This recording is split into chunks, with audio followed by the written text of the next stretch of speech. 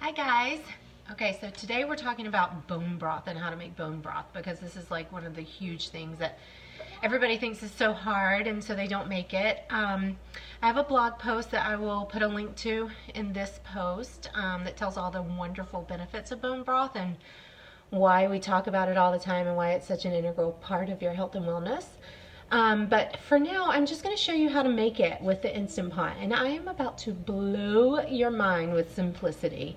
You're going to be like, why haven't I been doing this before? It's so easy. So there's a couple of different ways to do it. One, you can either have the bones and just put the bones in and all of the other things in it, which is what I'm going to show you how to do. The other way, and I also have a recipe for this one too, is to buy like a whole chicken and put the whole chicken in, cook it, then debone it, eat, save the meat for eating, and then throw the bones back in. So that's another process too. It just takes a little bit longer. But I'm going to show you the super easy way to do it. So what I do, and I make this every week because it's so easy, and if you notice the store-bought broths, I can't find a brand, even an organic brand, that does not have sugar in it. And I'm not really sure why they put the sugar in it. I don't need to get into all that. I just know that I don't like it. I don't need any other ingredients in my bone broth. So I prefer to make it at home, and because it's just so easy. So what I do is, I use our local farmers for everything.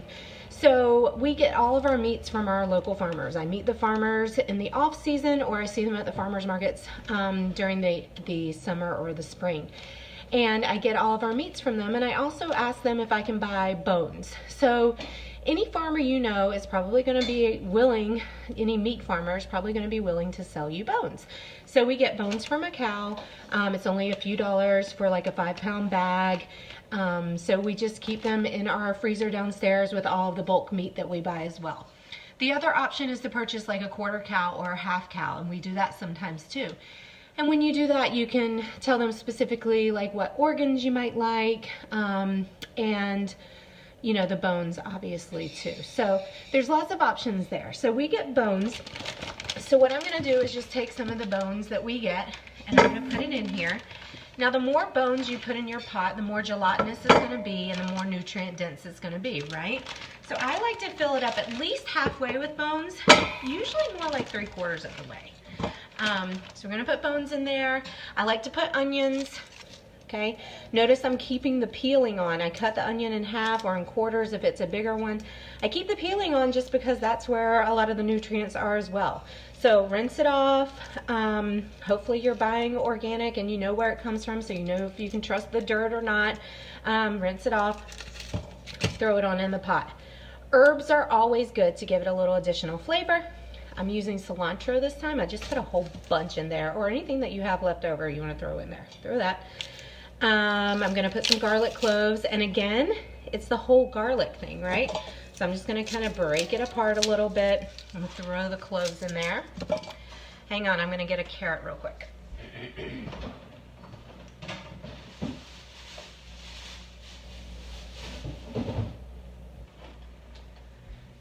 All right, so I get a carrot, break it in half. You guys know me, I never peel carrots. There's a couple of reasons.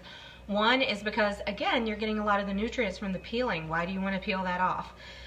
The other reason is as soon as you peel or cut a carrot or an onion or anything else, bacteria is collecting. So peeled carrots, those baby carrots you buy in bags at the store, not a good idea. Not good for you. Take the whole carrot, organic carrot, rinse it off, throw it in the pot. All right, and then the last thing before I add water is the bay leaf, just to give it a little additional flavor. I always put 2, just because. So you have your big old pot here. Look at that. It's amazing, right? Colorful. I'm gonna go fill it up with water to the nice little handy dandy line that they have in the Instant Pot. I'm gonna fill it all the way up, and then I'll show you how easy it is to get your Instant Pot going. Hang on just a second. All right, here we go. Delicious goodness that's going to be broth in 2 hours. I used to make it in the crock pot and let it cook for 24 hours, which is fine too, totally fine. It's just that sometimes I wanted to cook with it while it was still cooking, and I'd have to like take some out before it was really done. So now with the Instant Pot, it takes 2 hours, so I never have to worry about that anymore. I love the Instant Pot. So what I'm gonna do, I'm gonna take you high, and we're gonna see if we can show you I thought this would turn around, but it's not for some reason. So here's what we're gonna do. I'm gonna show it to you like this. There we go. Okay, so it might be in reverse, and I apologize for that. But what we're gonna do is we're gonna take our little lid, we're gonna put it on, make sure it's set to sealing, okay? And then over here on the button pad, you're just gonna push the soup button right here. Okay, right now it's already on because I had something else in there. So make sure it's off, push the soup button, and then we're going to keep it on high pressure, and you're just gonna push the minus button to set the time all the way down to 120.